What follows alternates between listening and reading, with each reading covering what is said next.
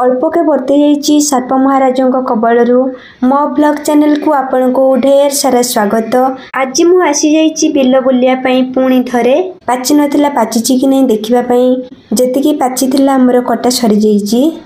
एही बिलटीर सबुआडे पाचि जाइए किंतु मझीटा कंचा अच्छी कहीं ना तली सरी जाइतिला। एठी अन्य जनक पाखरु आनिकी अलगा टाइप रो धान दे बिल को संपूर्ण करा जाइए। मु फोन रे कथा होतिली पुआ सहित चारियाडे देखुतिली सामना को देखु भी नथिली किंतु आउ तीन पाद उठेइतिले ता पाखु पहुंची जाइथांती। गुटे पाद पछकु फेरिकी मु कहिली ताकु तू फोन काट मु टिके साप अछि वीडियो करे।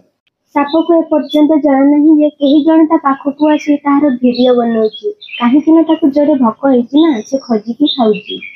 बोधे एबे से जानि देला भयरे पूरा स्पीड रे पळेला भितर को छाडंतु ता पाखरे भी मोर किछि काम नहीं। मु जाए सेपटे जेउ माने भी चाष जमी को आसुचंती विशेष कर संध्या समय रे टिके सामना को देखि कि आसीबे नहले जदी साप को मारि देबे ताले से निश्चय भाबरे कामुडी देबो काहे कि ना जे पर्यंत हमें अन्यर क्षति कर नथिबा से केबे भी तार जवाब हमको देबो नहीं।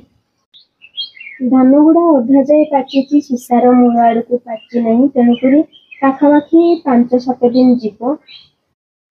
धान बिल रे अगाड़ी तो अच्छी किंतु धान आउ अगाड़ी मिसामिशी कि गोटे सीसारे ही नहीं। जो सीसाटी अगाड़ी हो जाइए से संपूर्ण भाव में अगाड़ी होती अच्छी। एमती देखी टिके कष्ट लगुच किंतु कौन कर धान भी अवश्य होइछि जे किंतु अगाड़ी देखी दुख लगुच बहुत कष्ट रे चाष करा जाए ना। एही वर्ष पानी रो अभाव सबु आड़े थिला सेति पई टिके लेट रे भी चाष होइछि। छोट धान चाष करा जाइतिला सेति पई समस्तंकर धान पाचि गलानी। लोक माने पळेलेनी संध्या हलानी ठंडा भी लागिलानी टिके। एपटे देखंतु गोटे बिल चाष होइछि किंतु एथिरे सार पड़ी नहीं बोधे बछा हेनी धान बिल्कुल भी भलो हेनी तांकर एमती चाष न करिबा भलो। तापरे एपटे एटा गोटे अलगा टाइप रो धान कौन मु जानी पूरा नाली नाली टाइप रो धानटा सुंदर लगुच देखिया पे कौन के जानी। तो चाउड़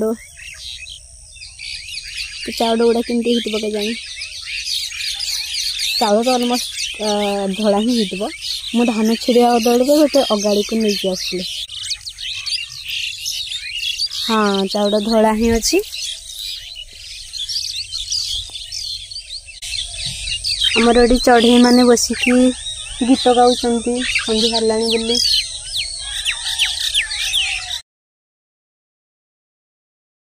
संध्या हो गलानी।